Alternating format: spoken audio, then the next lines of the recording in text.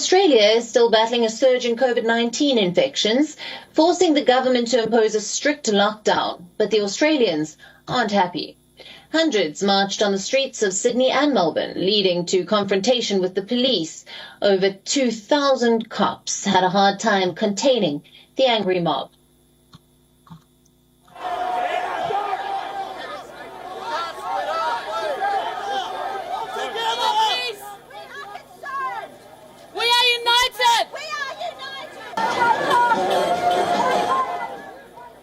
The slogan, "You serve us," echoed on the streets of Melbourne.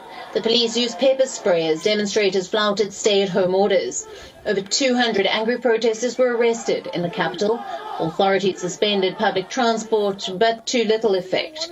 Protesters in large numbers, without any masks or social distancing, marched on the streets and at some places clashed with the police. 6 police officials were hospitalized in Victoria. This comes on a day when the state reported over 535 new infections.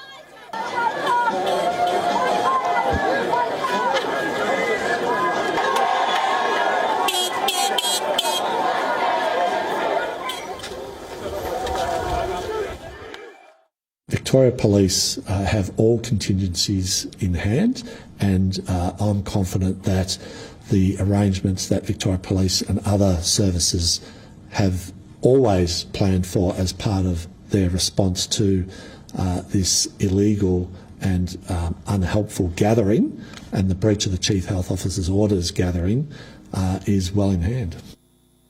Sydney too witnessed a similar protest. Several riot squads officers, highway patrol and police officials were deployed in New South Wales. Over 20 protesters were arrested to deter the city's illegal gathering.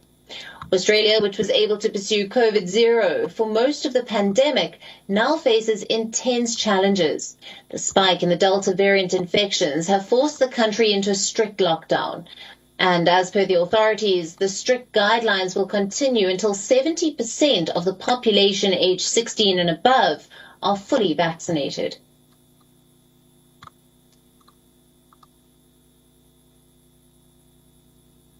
The Islamic State of Khorasan has claimed that the suicide bomber who attacked the Kabul airport on the 26th of August was arrested in India 5 years ago.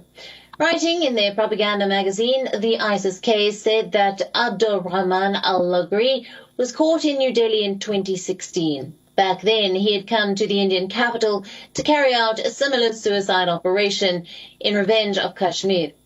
After being arrested, al-Lagri was imprisoned and then later deported to Afghanistan.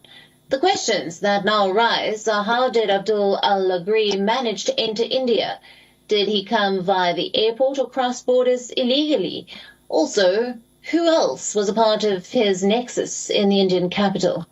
The ISIS-K magazine talked about his failed stint in India and claimed that although al-Lagri was deported from India, he did not go home and instead carried out the operation.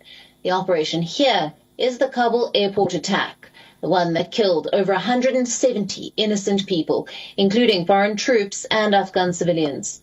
The Islamic State later called out the Taliban as bootlickers and said that their fight, what they call jihad, will continue.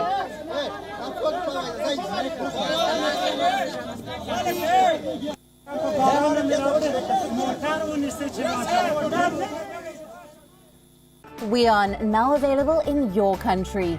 Download the app now. Get all the news on the move.